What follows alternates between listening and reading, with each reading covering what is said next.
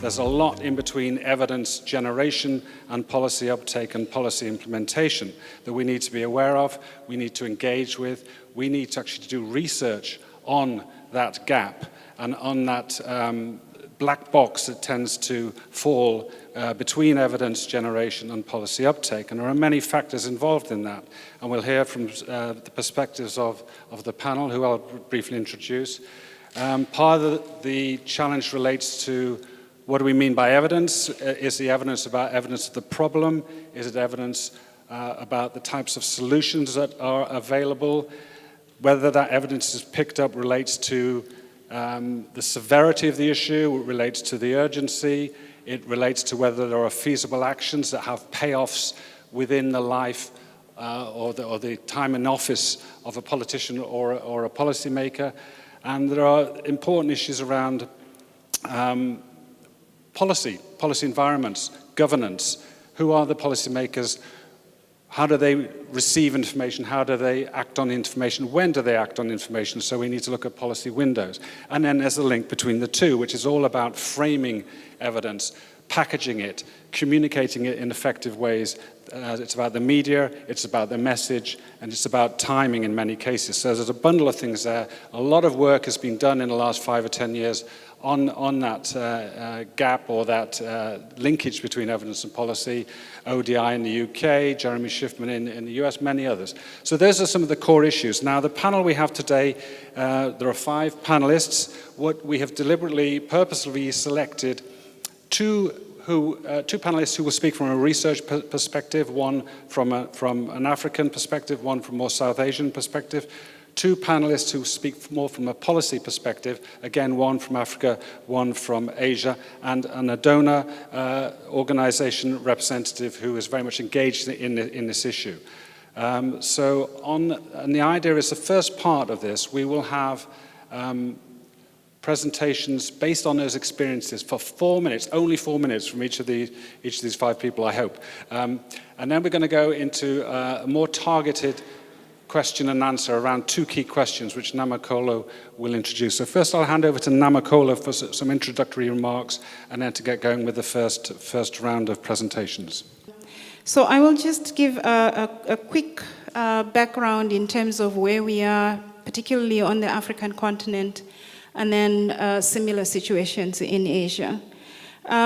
Within the continental framework in Africa, we have 2 main platforms that are really driving policy formulation. One is the Scaling Up Nutrition movement, where many African countries are involved, and the other is the Comprehensive Africa Agriculture Development Program. Both these platforms have ushered different types of policies addressing food insecurity and also trying to bring on board improvements in nutrition status across the life cycle. Now, because of the policy components in that, there's really a developing richer environment in terms of policy on the African continent. However, we realize that the decisions towards the types of policies that we end up with are actually not clear.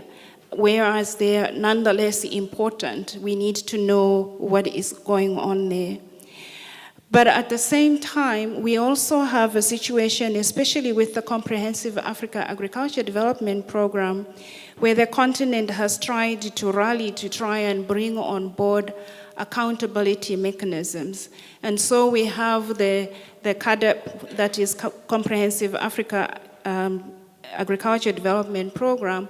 We have now a biannual review, and the idea there is to try and review how countries are doing, but bring that to the African Union Forum. And we already have had one review that was done in 2017, the report of which was shared at the African Union General Assembly in January this year. So against this background and similar activities going on the Asian subcontinent, it's really important for us to be able to share experiences on how the perspectives look like with respect to evidence-informed policy making. And for this reason, we have this wonderful panel that we have in front of us. What I'm going to do is, rather than introduce all of them at once, I will introduce them individually before they speak so that you can relate more directly to what their names, to what they have said. So we're going to start with Dr. Richmond Ayete, who's senior lecturer in the Department of Population, Family and Reproductive Health at the University of Ghana. And he will share to us from his perspective experiences related to evidence-informed decision-making. Thank you, Richmond. From my experience, I have come to realize that when it comes to research and how it informs decision-making policy, it looks like there are two worlds. One world where the researchers live, and then another world where those who make decisions are. And once in a while you have an intersection, but really, at least in my experience here in Ghana, there is not a whole lot of opportunity that is, if you like, structured so that researchers can be informed by what policymakers need to be able to make decisions, or vice versa, where the decisions that are made is then driving the kind of research that is being done. However, over time, I've realized that there are some opportunities that needs to be taken advantage of. So, for example, it looks like by tradition, what happens is that if you are a head of department of, let's say, a nutrition department or something like that, you get invited to consultations by those in policy. And so that I see some of that happen. But some of the opportunities that I have taken advantage of is to do, to put it bluntly, gate crashing. When I hear that there is a policy process going on and I feel like this is something that intersects with my research and I can contribute to that, I have taken advantage and invited myself in. And I learned that when you do that, they don't throw you out. And so I have taken advantage of that. But when you do go and you make input, then next time they make sure you are on the agenda. And that has, for me, opened doors to engage with some of the policy processes that goes on. And one area that has happened most prominently is during the evolution of the Sun movement in Ghana, where it was realized that science can really play a big part in it. And I became deeply involved with a few of my colleagues. Having said that, let me mention, though, that there are other scientists who I know are doing very good work, but totally disconnected from that process. So it needs some kind of approach to bring the two sectors into some kind of arrangement where they can have a conversation so that they can cross-fertilize each other. We actually tried in 2016 as part of a project that an initiative that I was part of called Evident, trying to answer this question. And we realized that evidence is used, but more often than not, it's not local evidence. Evidence from, say, WHO, UN agencies, and sometimes information that is provided by donors. But those have been my experiences.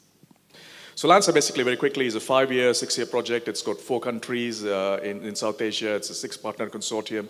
We do a variety of work, different partners, some of it collaboratively, some separately, and all of which is expected to be policy relevant, the idea being that we'd like to produce research that positions the agri-food sector in South Asia to be more nutrition sensitive and to deliver better nutrition outcomes. And policy is absolutely central to everything that we do. So I'll talk about LANSA a bit, but I'll also talk about some of my other projects which bring in some experience from that. Well, one thing that we found very useful in LANSA is that we've had a specialized research uptake team. So we've got professionals, we've got very competent people, Sangeeta over there who heads up the operations, who really know what they're doing. So it's not a bunch of researchers just trying to get by on a shoestring and trying to reinvent the wheel and sort of do uptake and evidence positioning by themselves. But at the same time, we work very closely with her, and she and her team have produced a number of tools to actually help us self-evaluate our capacity to produce research and then to actually take our research to the next level and make it policy relevant. So that's been really key. So having a specialized research uptake team. We've found it very useful. We did a bunch of stakeholder mapping and elicitation of preferences of stakeholders right at the start, including policy stakeholders, to preface our entire stream of work in LANSA. And some of it was research, some of it was consultation with stakeholders so that we could understand what they wanted. So to some extent, assessing the demand for evidence, what types of evidence they were demanding, but also to some extent creating evidence because we're sensitizing people to that approach, which is certainly new in the region, actually creating the demand to some extent.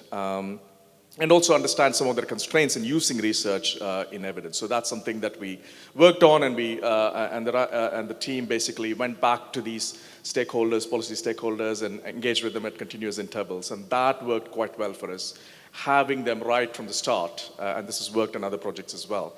So if there is a way to actually make that happen, that's very, very useful, rather than end-of-pipe policy positioning. Cultivating champions and patrons. Now, there are often individuals or small groups of individuals who you can really, if you make a connection with them, policy influencers who can make a massive difference to getting your message out to genuine policy making. In our case, we were very fortunate to have Professor M.S. Swaminathan, who was from the Swaminathan Research Foundation, which was the leader of the project, and therefore we had a major champion who could take the message forward. And that made all the difference. And so that's been a valuable experience. Using a diversity of communication material and actually getting this through, because policymakers are like the rest of us. Some people like online stuff, some people like traditional paper briefs and so on. So having blogs, briefs, online consultations periodically. So having a diversity increases the chances of actually that your message will be picked up by somebody depending upon the sorts of material that they do access. Planning research around policy opportunities. So a lot of times when we do research, we do stuff that we're interested in and we think is policy relevant, which is not necessarily what policymakers might think is most relevant. So when there are real policy opportunities that present themselves, it is useful to design policy that will actually meet those expectations. Like, for example, in India, some of the work that LANSA did, the National Food Security Act, which came about during the middle of LANSA, things like the public distribution system, there was a lot of food policy action going on, and therefore we positioned some of our research to take advantage of those opportunities. And that provided a natural sort of boost to the extent of interest that was there. So that was very valuable to us as well. So really planning some research around major policy windows was key. So I'll stop with that. Thank you. And the next person to speak will be Dr. Sheikh Mohammed Bakhtiar, Director of the South Asian Association of Regional Cooperation Agriculture Center. Thank you. Dear colleague, just in my limited time, I like to discuss a recent evidence from Angel project from Bangladesh. Angel aims to strengthen the agriculture, nutrition and gender nexus. This project running by Government of Bangladesh, Ministry of Agriculture, and also in collaboration with USAID, and IFRI designed this project. The project addressed two important aspects of the National Agriculture Policy 2013. Just encouraging crop diversification and crop production with greater nutrition value for meeting the nutrition demand of the population, and empowering women, encouraging their participation in production and marketing for income generation, and ensuring their nutritional status for improving food and nutritional security. This project, we have 5 interventions. One is nutrition with behavioral change of communication through our Department of Agriculture, and intervention 2 was nutrition with behavioral change through some female worker under this project. And intervention 3 was agriculture production with the support of Department of Agriculture Extension. And intervention 4 was agriculture plus nutrition with the support of female worker from Angel Project. And the last intervention was agriculture plus nutrition plus gender. And this project was conducted in 625 block, where 3,125 farm households involved. And each treatment, there is a man, woman, and mother-in-law also involved in all intervention. And it was observed that the crop diversity increased substantially in homestead garden when improved diet diversity and increased adoption of improved production practices. In case of nutrition, the nutritional behavior change communication training given for women and men in the rural household, strengthening improved child nutrition and complementary feeding practices. Both men and women benefited from the agriculture training, yet women learned more than from the same trainings. We constantly found that women were more likely to apply knowledge gained from the agriculture production training to adopt various types of improved agriculture practices. The strongest improvement in empowerment came when agriculture, nutrition, and gender sensitization training were combined. So there are 5 last 5 interventions, like where agriculture, nutrition, and gender was involved. There is a more output in regards to nutritional aspect. Dear colleague, Angel is the first ministry-led initiative that uses a rigorous impact evaluation to develop an evidence base to design and implemented a national program. In this regard, the Angel project in Bangladesh is a significant step towards filling critical knowledge and action gap in the country on promoting nutrition and gender-sensitive agriculture. Thank you all. The next person to speak will be Dr. Adina Honorable. She's Senior Advisor, Food Security and Nutrition to the Minister of Agriculture and Rural Development in Nigeria. Yeah, thank you very much. Good afternoon, everyone. So the experience I'll be sharing is on how we were able to launch the first ever agricultural sector food security and nutrition strategy, which is supposed to run from 2016 to 2025. Traditionally in Nigeria, nutrition has been seen as for the domain of health, and that is how it's been for a long time. So for agriculture to now want to say that we want to be nutrition sensitive, it's a very new thing in Nigeria. So what we did to use evidence to back what we were doing was to have the launch of the strategy together with the global panel on agriculture and food systems for nutrition.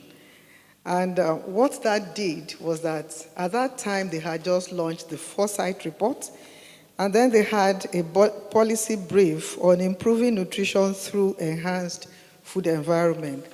Let me say here that this strategy is actually one that takes a long-term food systems approach to addressing the problems of malnutrition in Nigeria. And let me also give the background that we are grappling with the double burden of malnutrition, undernutrition plus micronutrient deficiencies, and overnutrition with obesity and overweight. And the projection is that by 2030, we'll have about 6 million people with diet-induced diabetes. So you can see that we really need to do quite a lot in that area. So during the launch, we had a very high-level discourse where we had policymakers, we had a deputy governor, a minister, heads of different agencies, and also high-level officers of the various ministries that have some nutrition focus, including women and health, women and children, education, health, water resources. And the good thing that came out of that was that we were able to sensitize everybody to the fact that Ministry of Agriculture is not stepping into where it is not supposed to. That we were going into nutrition-sensitive agriculture because we had evidence backing what we are proposing to do. And that dialogue also helped us to confirm what we had in mind before, that you cannot do much in the area of nutrition-sensitive agriculture without having the private sector on board, donor agencies, other ministries, and also the people whose nutrition status you are trying to improve. And part of that is also the fact that there was a need to encourage the marketing and promotion of high-quality diets while restricting advertisement and promotion of unhealthy foods. And one of the other things we also agreed upon, which we are pushing on, is the fact that we have to reformulate the labeling of processed foods.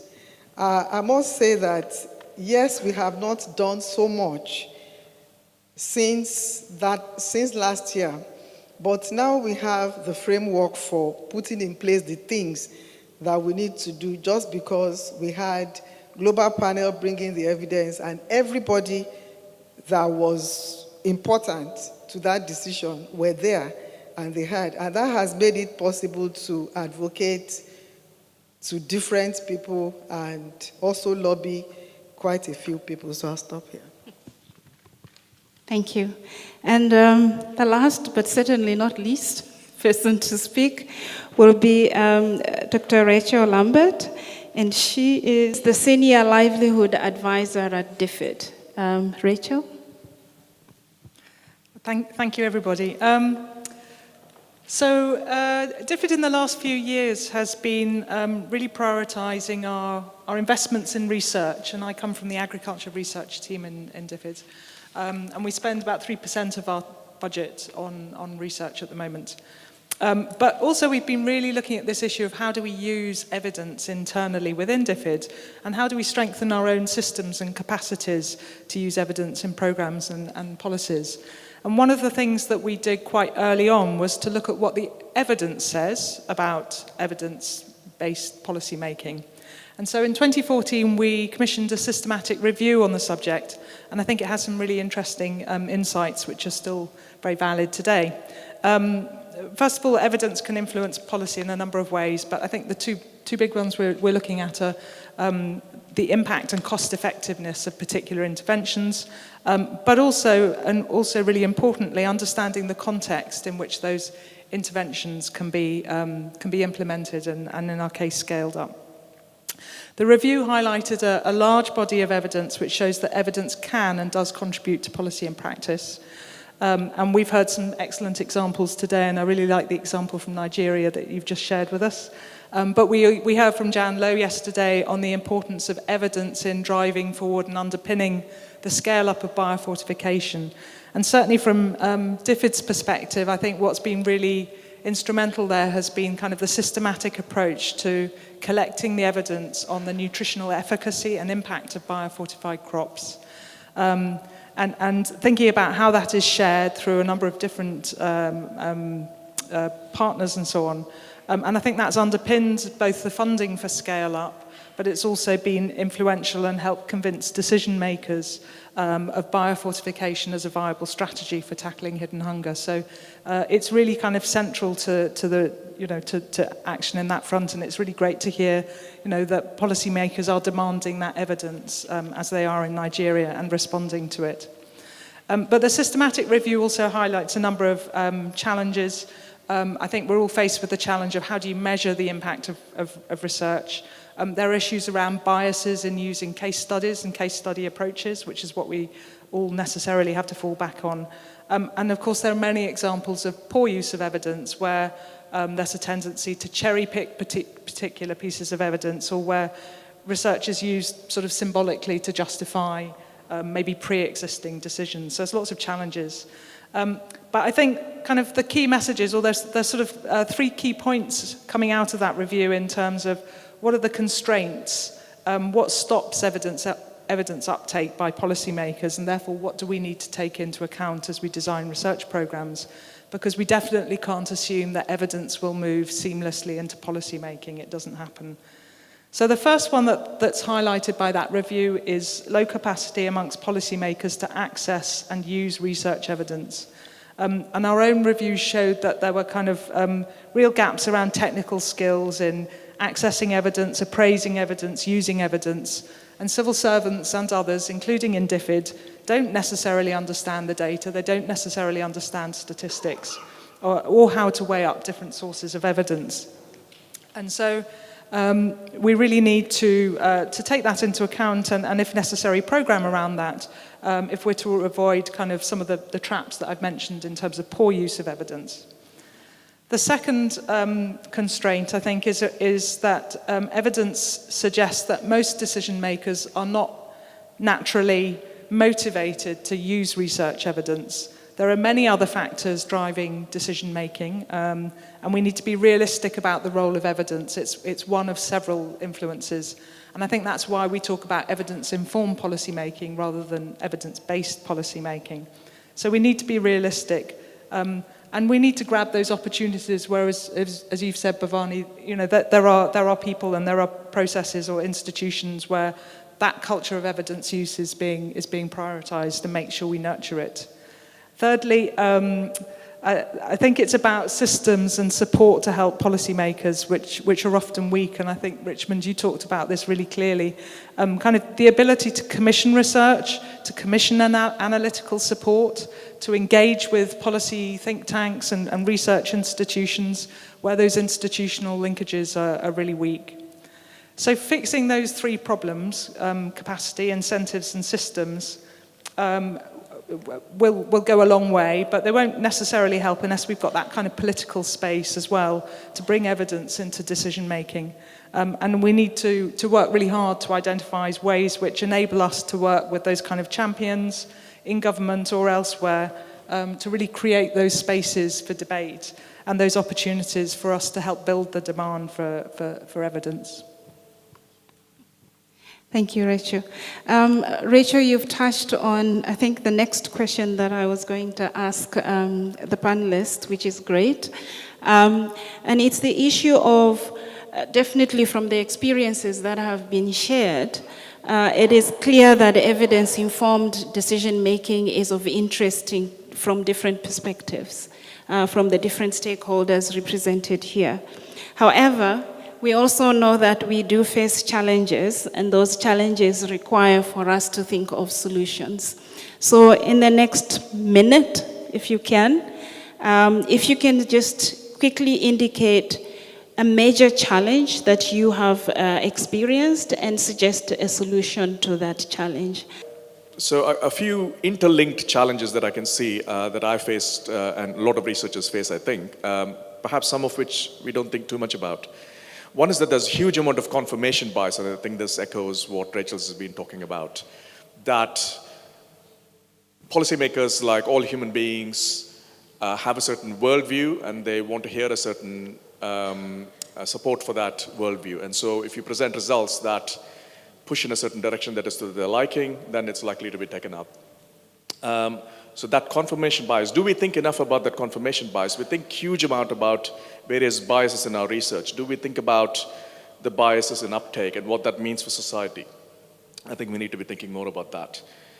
Linked to that, negative and inconvenient truths and evidence will get discarded very, very quickly. And we realized this in our palm oil project, which we did for a couple of years, where we went in with this sort of palm oil is a problem kind of approach, and we found very quickly that these walls went up in front of our eyes where they didn't really want to talk much about that. So by the time we got to the end of the project, we said, can we paint the results that we have in a slightly positive light? So we recast the message in terms of positive things like diversity of oils existing in the system rather than saying palm oil is bad. And people are happy to support diversity. So can we get positive messages out of the stuff that we do? Because I think that's likely to increase uptake. We also have to remember that another problem is that almost 90% of, bluntly put, even policy-focused work is going to sink without a trace. It's not going to have any evident policy impact. So that's a problem. So only about 10%, maybe less, is actually going to go on and influence it. So we have to think about ways to get past that. And finally, there's a big competition for eyeballs and eardrums of policymakers. There's usually a small number of policymakers who are happy to listen, willing to listen, are able to listen and take up evidence. And there's a massive competition amongst competing research projects to reach them. In Bangladesh, people who've been doing work there will know that there is a massive set of workshops that happens. There is a workshop season, actually, that happens practically, and people are just going from one workshop to the other. And when you're competing for that mental space, it's very difficult to get a single message across. So this is another problem that we need to think about. I think the major challenge that I see, which Rachel already mentioned, is the low capacity among policymakers to use evidence, because you need to go on reinforcing something you say today is the same thing you will mention in another 1 week, and it doesn't change anything, and you meet them again in 1 month, is the same thing you are stressing. So I think that's the major challenge that I see in the Nigerian space. And the way we are going about addressing that is just keep letting them know and trying to show with the little things you are able to do how the evidence has helped programming. I don't think it's only the policymakers who need capacity on this. I think those who generate the evidence also need capacity on it. I see so many people who live for doing the research, publishing it, and then that's it. And I think understanding the whole process of when you have generated the evidence, how do you ensure that somebody who needs to see that evidence is seeing it? And especially when you are generating contextual evidence, you know this technology works, but how do you translate it into the local situation? That kind of evidence is very important, but you are publishing it in a journal that probably only you and your friends are seeing. So we need to be making research, using other ways to make our research visible. I just wanted to also say that in situations like what we have in Ghana, we need to have some kind of a framework that makes researchers and policymakers begin to come together somehow.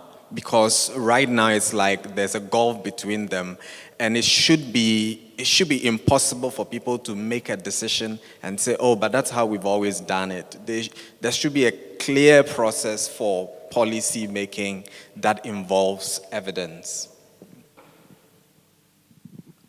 Thank you. I'm not going to discuss the in general challenges. Actually, earlier I shared a experience from the Angel project, and it was the first project led by Minister of Agriculture in our country. So, what challenges, the barriers we faced under this project, just I like to share it. Not it's in general country challenges. Under this project, we saw the lands, one of the very big constraint for the farmers, literacy of the household, falling market price, lower attendance of male participation, no child care during training, and short project implementation period. Already I informed in this project we have 5 interventions where agriculture, nutrition and gender work together with men, women and mother-in-law. This intervention showed good performance in respect of dietary improvement and improved production, which enhance the income of the women. Thank you. I did constraints last time, so I'm going to focus on 3 practical actions that I think researchers can do to make a difference and to bridge your 2 worlds and that gulf that you've talked about, Richmond. So first of all, ensuring a clear demand for research results. And that means, as Bhavani has said, engaging with policymakers right from the start of a programme to understand demand. And that's why Lancer has invested so heavily in that stakeholder mapping process and in having a research uptake right from the beginning. In fact, before they'd even started, we insisted they had a research uptake strategy. And they've done a great job on that. And using that to make sure that you understand the demand side, and you use that to drive the research. So the second one is about cultivating links and relationships with key decision makers and identifying champions and working with them and through them. And I think that's something that the Global Panel on Agriculture and Food Systems for Nutrition was established to do, to identify some key champions and decision makers and to use them to share the evidence with decision makers in countries. But it's something as well that, again, Lancer's partners, particularly the Swaminathan Research Foundation and the Collective in Pakistan, have really invested heavily in working with decision makers. And that's sometimes a very laborious process. It can be very time-consuming. It's 2 steps forward and 1 step back. But unless we do that, you're not going to have that bridge and that reception when you've got the evidence at the end of the research. And finally, having an effective communications and research uptake strategy from the outset. I think yesterday's poster presentation was a fantastic demonstration of the importance of the story. As researchers, you also have to be communicators. And it's about telling stories, and it's telling them effectively if you're going to get your messages heard. And I think that's a kind of underestimated skill set that we need to have, at least in our research teams. So I'm going to stop there. Well, I was going to say Stuart's done a lot of work on stories of change in nutrition, both through Transform Nutrition and through Lancer, and I think those have been really helpful and a very useful way to engage people and to engage decision makers. I was wondering if the panel could comment on one specific aspect of that in building relationships with policymakers, it's necessary to understand why they're doing what they're doing and what they're trying to achieve, to really understand what their interests are, because, I mean, there are some malevolent people in the world, but most people in their job are trying to do good, but they have a job to do and there's something they're trying to achieve. And it just seems that it's always necessary to try to understand what that is so that you find a way to figure out what to communicate and how to create the demand. But if you have good examples of that to share, that would be great. Just to share that one of the things we do at FANAPAN is to create a platform for policy dialogue, both at national and regional level. And this is something that we found to work because it's a place where government and other stakeholders, because policy making is not just government, you also need to see that those that are affected by the policies also participate in that space. So the researchers could actually use that as a platform to share their results. And it's a place where government is not overly wielding because they've all other stakeholders on that platform. So this is something to consider. Thank you. Would anyone from the panel like to speak to any of those 3 comments, questions? Richmond, please. I'd like to speak to the community part. That's quite interesting, actually. So some work that we are just rounding up recently, and we found that this was a 5-year funded project. By the 3rd year, we had a meeting with the steering committee from the community, and they brought us the idea that, you guys are going to be out of here in 2 years. Let's start thinking sustainability. So you can see how the community, local institutions can work and actually generate different aspects of decision making that we had not anticipated at the time or at that part of the project. Usually you wait till the end and you are starting to think about sustainability. So I think there are all these kind of influences that can happen when researchers work with communities and especially the leaders in the communities. I also have to mention that a couple of years ago, something that my department used to do was that we would go into, again, invite ourselves into district health administrations. They usually have this mid-year reviews that usually didn't invite academics, but we would go so that we would be able to become abreast with what is going on so that it will inform the kind of research that we are doing. But this is not at the national level. This is way at the district community level. And we found that very useful, but I think they also found that very useful because then they can have direct input from people who are doing research. It also opened doors for us to be able to do research within those communities. So kind of a win-win situation. Any thoughts from the panel on the issue of motivations or incentives on the part of policymakers, or any stories around that? Ed's point? No? Oh, maybe one. No, just to point out that there is actually quite, in many sectors of policy making, there is a really interesting literature around the political economy of policy making, which a lot of people do research on. This, in my opinion, there's not enough of that. We don't have, I don't know how many political scientists there are in this audience, but probably not a huge number. And that's a valuable thing that people, that over time there's been work on, including a little bit in the space, in the nutrition space, ag nutrition space, but there's a massive amount. So my answer is more research. Yeah, that's not surprising. Yeah, I was going to say, I think to Ed's point on understanding what decision makers are thinking and where they're coming from, I think that has to be part and parcel of your engagement with decision makers. You can't build a relationship if you don't understand where the other person is coming from. And I think it kind of links to the point that, Bhavani, you mentioned right at the beginning, which was around windows of opportunity.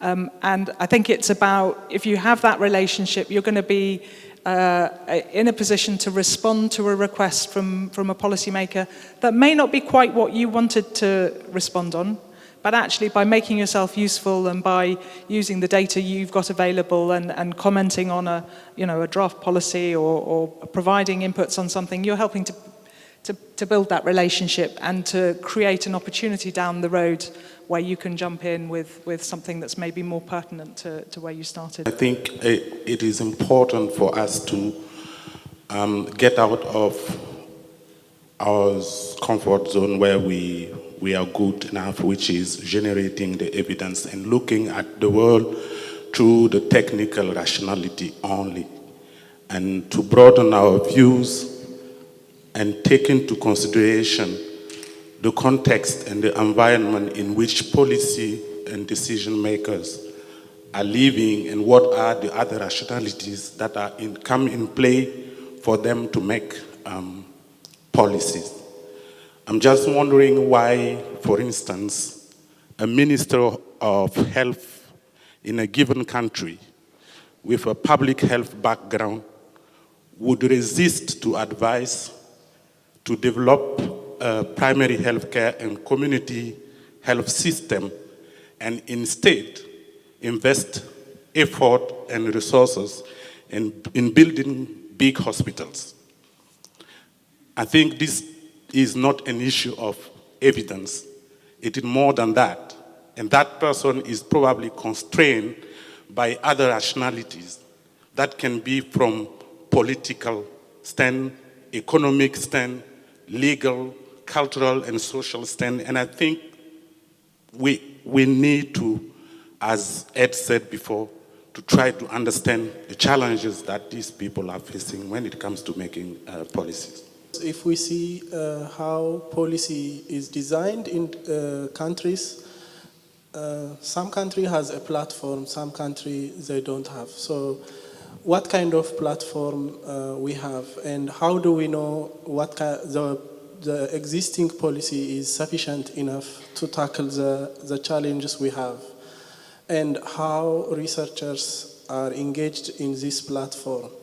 I think this is an important issue also to take into consideration, because decision makers, they want to to see justifications why policy is important and why they want to make a decision on a certain activities. But if we see the process, I think there are so many peoples or key role players are involved in this process. And we have to check that, and we have to make sure also scientists are involved in this process and make sure evidence are used. Thank you. Yeah, mine is just an observation, and I would like to see what the speakers think of it. So we talk about the gap between researchers and policymakers, and sometimes I also observe some rush on the part of researchers, and especially in the context of funded projects to deliver services, technologies, innovations, about which there may not be enough evidence in terms of how those technologies may actually affect the behavior of the farmers and others that would like to change their welfare and livelihood. So I also see some risk in terms of sometimes pushing things without really understanding the mechanics of it, because if they fail, then next time we go to the policymakers with ABC, they are going to be hesitant in terms of implementing what we suggest they should implement. I think the one thing, perhaps to respond to several questions at the same time, an area that I perceive to be really lacking is in that we don't do enough policy analysis, at least on the African continent. We put in place policies, sometimes they don't even have a finite time durations. It's 20, whatever, 10, and then it doesn't end. And then maybe we do revise it, but even the revisions come without a detailed policy analysis to try and figure out what has happened from the previous policy that we had in place, what kind of impact has it had, and if not, what were the problems that we could then deal with in the revised policy instruments. So that's an area for me that I think is really, really lacking on the continent. I don't know what the situation is in Asia, but at least on the African continent, it's really lacking. So, and then to make matters worse, when you get into academic institutions, it's also not an area where they want to pay attention to. So when you look at what they want to do, they want to describe the problems that are there, 40% stunted, 20% whatever, but without going further, and that comes into the qualitative research component of finding out why things are not moving in the direction that we expect with the policies that we have in place. So it's an area where I think there's much evidence that we need to really generate to inform policies, but also to sensitize the policymakers that this is actually something that we need to do. And that will only be done if we sit around the table and talk to them and be friendly and all that, so that we can actually develop the relationships that need to be in place to bring on board those kinds of interactions. Thank you. Actually, just I like to share two things. Already I shared the Angel project. In that project, actually we involve the sub-assistant agriculture officer. Those are located in the block level. We have 14,000 block under Department of Agriculture Extension. Each block composed of 3 villages, and each block we have sub-assistant agriculture officer. And this project led by ministry, why you involve the sub-assistant agriculture officer? Because this is the government body. So when there is some findings, it will little bit easy to just convince the policy maker, like our ministers or secretary, the respective ministry. Another, just to censor the policy maker, I just cited an example from our country, Bangladesh. Media, one of the very strong our partner. Like in our country, there is a media, Channel I. Channel I, there is a very popular agriculture program, Mati o Manus, means soil and man. And the Shaikh Siraj, he is the person who is making this program. He is a very renowned, he received our highest independence award from Bangladesh, Emmy award, lot of award he received from across the world. Before budgeting, they divided the whole country, some region, and they gathered all the farmers, and they invite our finance minister, a related minister, like agriculture ministers, and they have direct interaction with the farmers. So it will act as a, just to convince the policy maker, and this program across the country, it is going now, and the program, Channel I, Soil and Man, Matio Manus, very popular, and it will help our end user farmers to share their demands and their requirement directly face-to-face with ministers and the secretary of the respective ministry. So civil society, media, also one of the means of way to sensitize the policymaker. Yeah, just very quickly responding to the comment about perhaps sometimes projects push their policy messages too hard and before the evidence is completely there and so on. I'd like to place it in a broader context. It is true that all of us are under pressure to prove policy impact. So numerous projects are. So everybody's out there trying to push a policy angle to their project, creating blogs, briefs, and so on. So, which is all good stuff. But to some extent, that also it exacerbates that competition for eyeballs and eardrums that I spoke about earlier. That's sort of what the statisticians would call a signal-to-noise ratio becomes quite difficult to manage. So I wonder whether in the policy community and practice community, we've got that balance right about, whether all projects should be expected to show a reasonable amount of policy impact, or should there be a more realistic accounting for, there are certain projects which are really primed to do that, but there's a whole continuum of potential policy impacts that projects can have, and a lot of projects will just be sort of drip, drip, drip, eventually leading to a big impact maybe 20 years down the road. And it's only a few small ones which will have a big impact. That's probably a question more for Rachel than anyone else. Do you think we have the balance right? Because every project's out there trying to create policy impact. Well, I think you're right, there's a continuum, but the continuum is around, for me, is more around different stages of the kind of innovation technology cycle. And so we're talking about one end of that continuum, which is policy-relevant research.